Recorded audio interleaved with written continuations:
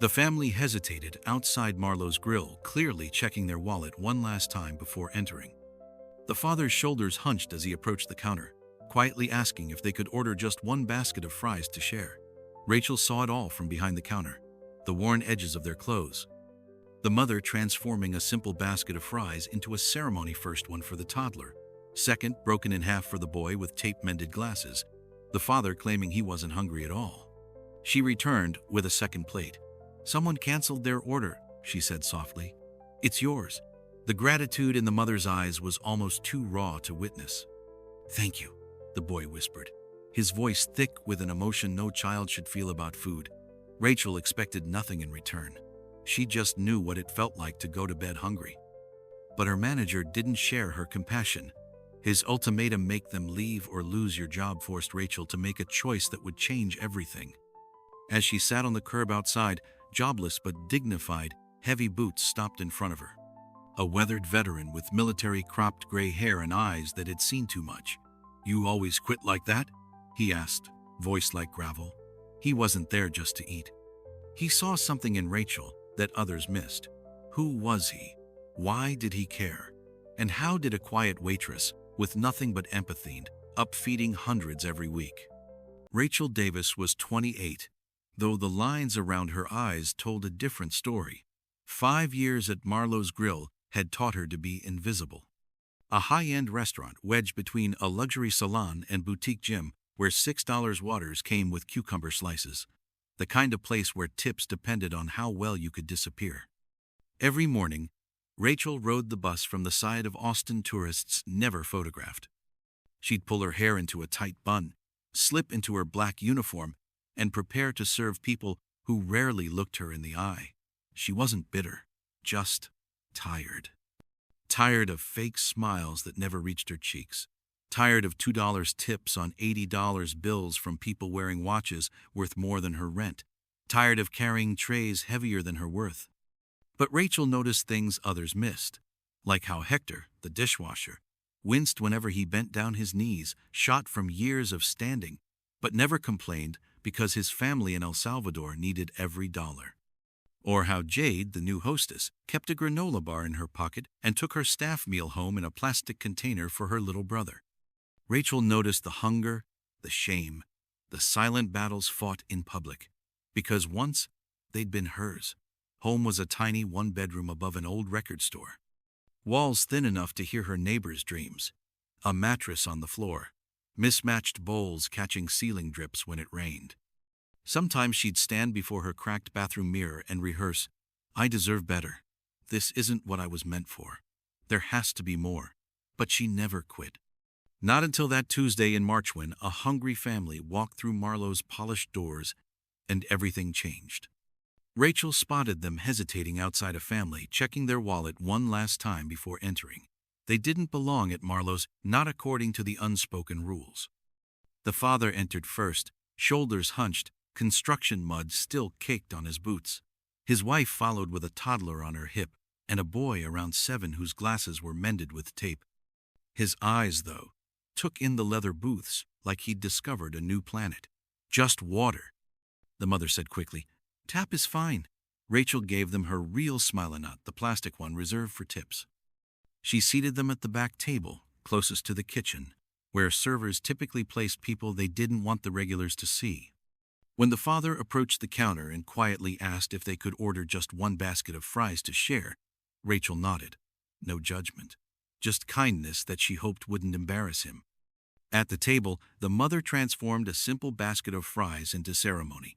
First one for the toddler, second broken in half for the kids, the father claiming he wasn't hungry at all. Rachel recognized it immediately, the choreography of need.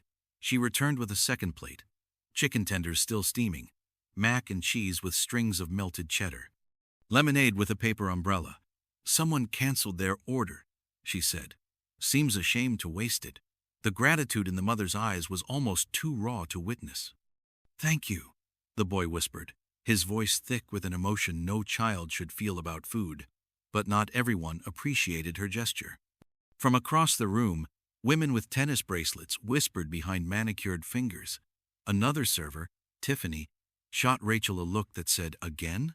without words. Then came the voice that cut through everything. "Rachel, a word? Now." Curtis, the manager, stood with arms crossed, his voice slicing through the restaurant's quiet hum. And what he said next would change everything. Curtis cornered Rachel in the hallway behind the kitchen, where the walls had yellowed from years of grease and frustration. "What do you think you're doing?" His tie was too tight around a neck that was beginning to sog a man who thought empathy was bad for business. "You can't just hand out food to whoever walks in. This isn't a soup kitchen. They're not whoever. They're customers. They ordered." "I helped," Rachel said, keeping her voice level despite the heat rising up her neck. Curtis leaned in, close enough that she could smell the coffee on his breath. "You care too much. That's your problem. Kindness doesn't pay bills." Then louder so everyone could hear, "They need to leave. Now. Or you're out too." Rachel froze. She'd thought he might stop short. That decency might win. But his eyes were cold. He meant every word. Through the swinging doors, she saw the mother gathering her children. The toddler whined as a chicken tender was left behind. The boy kept saying, "But I'm still hungry." She untied her apron, folded it with deliberate precision, walked past tables where people suddenly found their plates fascinating, and placed her resignation on the table right next to the untouched lemonade. "They're not the ones who should be ashamed," she said, loud enough for everyone to hear. The restaurant didn't clap. No one stood.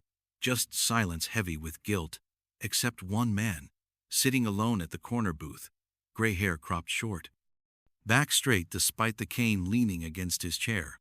He didn't say a word, but he left a $100 tip and followed her out the door. The air outside carried that late winter chill sharp enough to sting but not enough to snow in this part of Texas. Rachel sat on the curb, apron balled in her lap, unsure whether to cry, scream, or laugh. Her phone buzzed, probably her roommate, asking about milk. No job, no savings, no plan. That's when the boots stopped in front of her. Polished, heavy, military issue. She looked up, squinting against the sun. The man from the corner booth stood there, hands in pockets. Weathered face, crooked nose, eyes that had seen too much. "You always quit like that?" he asked, voice like gravel. "Only when someone tells me kindness isn't part of the job." He laughed a dry sound and extended a hand. Mike Tanner. His grip was firm but not aggressive. Steady, despite the tremor she'd noticed earlier. Army Ranger. 20 years. Retired now. Mostly. His eyes flickered to his left leg. "So what, you follow fired waitresses for fun?" Rachel half smiled, wiping away a tear. "Nope, but I do follow people who stand up when everyone else stays seated. Saw a lot of that overseas. Not enough here." They ended up at a food truck 2 blocks down. Mike ordered a burger with everything. Rachel just got coffee. Dignity wouldn't let her accept charity. He noticed. Those eyes didn't miss much. "You ever think about starting your own place?" Rachel laughed, then stopped when she saw he wasn't joking. "I have no money. I had $400 in savings, and that's for rent. I didn't ask for money. I asked if you had heart." He sipped his drink. "I spent years feeding my squad out of a Humvee, in places where getting ingredients meant risking sniper fire. How hard can a food truck in Austin be?" Rachel didn't say yes that night. But she didn't say no either. She went home and stared at his business card. Simple. White. Just Tanner's Solutions. With a phone number. When she called the next morning, half expecting it to be disconnected, he answered on the first ring. "Took you long enough." An hour later, a beat-up silver truck pulled up outside her apartment with "Tanner's Eats" scratched onto the side in fading paint. She climbed in, the door squeaking in protest. And her second chance began. The truck was rough. Not Instagram-worthy rough. Not rustic charm that hipsters would line up for. The kind of rough that smelled like gasoline and rusted second chances. That leaked when it rained and groaned when it stopped. The grill worked mostly. If you jiggled the gas line and whispered a prayer, turning it into something usable took 3 weeks. 3 weeks of scraped knuckles and YouTube tutorials. 3 weeks of Mike's military precision meeting Rachel's creative chaos. 3 weeks of learning Mike couldn't taste salt since an explosion in Fallujah, and Rachel couldn't sleep without the television on since her father left. They named it second serving. Not because it sounded trendy, but because it meant something. They launched quietly. No ribbon cutting. Just Rachel at the window, Mike at the grill, and a handwritten sign. Pay what you can. Eat if you're hungry. The first day, they made $42. The second, $67. By the end of the week, they'd broken even barely. Some days they couldn't afford to restock. Mike would disappear and return with supplies, claiming a buddy gave him a discount. Some days people ordered and couldn't pay. Rachel would say, "It's covered," and point to a jar where others had left extra. Then came the regulars. Construction workers, dusty and exhausted. Teachers from the elementary school. Night shift nurses who arrived just as they were closing. They didn't just come for the food, though Mike's Burgers had developed a cult following. They came because second serving felt like home in a world that often didn't. Some days Rachel would lie awake doing math in her head. Other days, people slipped 20s in the jar with notes, "For someone like me, 10 years ago." Mike never talked about his military past. But sometimes, late at night while cleaning up, he'd share fragments. Had a buddy in Mosul. Used to save half his rations for local kids. Said it wasn't charity, it was insurance. Feed a child today, they won't shoot at you tomorrow. He'd laugh, but his eyes stayed serious. Thing is, he was right. Not about the shooting part. About how food connects people. Breaks down walls. Makes you human to each other. Rachel listened, memorizing the wisdom between his words. They weren't just feeding people. They were building community. One meal at a time. It started with a teacher, Miss Patel, 4th grade, the kind who wore colorful scarves and kept emergency granola bars for kids who forgot lunch. Walking her class back from a field trip, she spotted 3 kids eating on the curb outside the food truck. No parents, no money, just smiles and full bellies. She watched as Rachel handed a wrapped meal to a teenage girl with holes in her shoes and purple hair streaks, who approached with the universal posture of expecting rejection, hands in pockets, eyes down. But there were no questions, no receipts, no expectation of payment, just a gentle, "Try the apple crisp. Made it this morning." Miss Patel took out her phone and filmed 30 quiet seconds. Her caption was simple. "There's a food truck near 5th and Main giving free meals to anyone who needs it. No judgment, just kindness." In a world of no's, they're saying yes.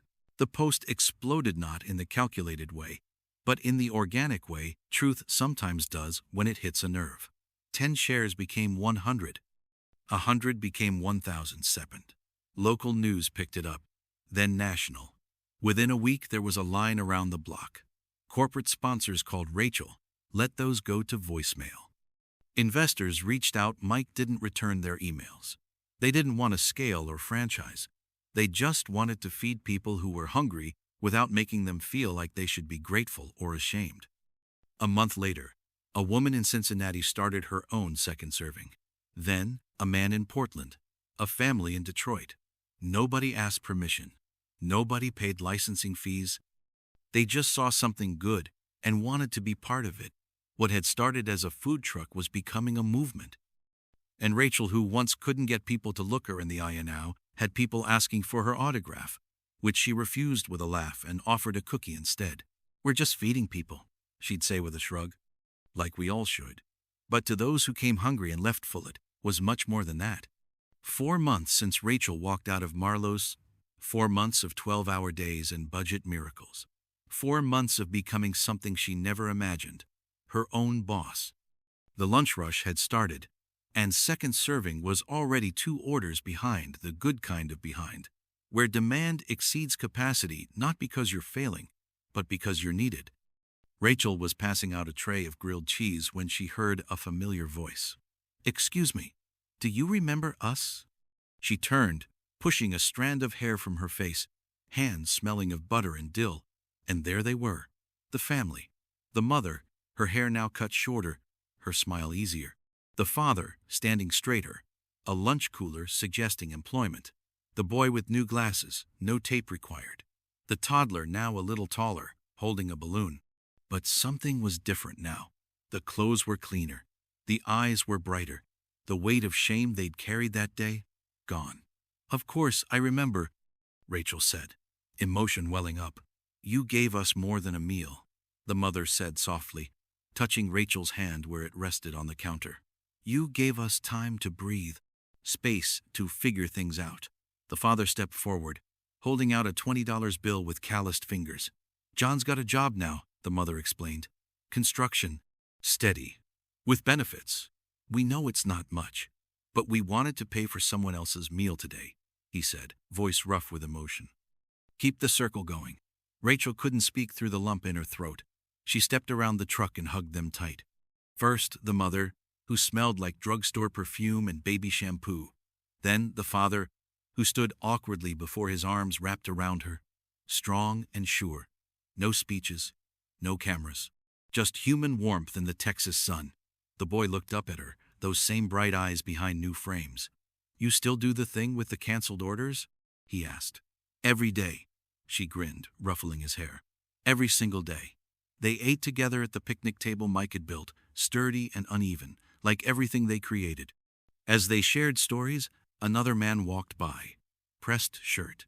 Designer sunglasses that probably cost more than the food truck's monthly income. Curtis, Rachel's former manager. He paused when he saw the line outside the truck. His eyes widened behind those expensive frames. He stared at the news crew setting up for a segment on local heroes. At the signs, "Pay if you can, eat if you're hungry." And at Ratchalong with a family he once kicked out. Their eyes met across the crowded lot. He nodded, a gesture that might have been respect or might have been regret. She didn't acknowledge him. Some debts can't be paid with a nod. Back in the truck, Mike was cleaning the grill, his movements methodical. 4 swipes across. Pause. Wipe. Repeat. "That them?" he asked without turning, his awareness extending beyond what he could see. Rachel nodded, watching the kids chase each other around the picnic tables. "Yeah, that's them." Mike smiled without looking up, hands never pausing. "Good. Feels right." And it did. Not because they were repaid.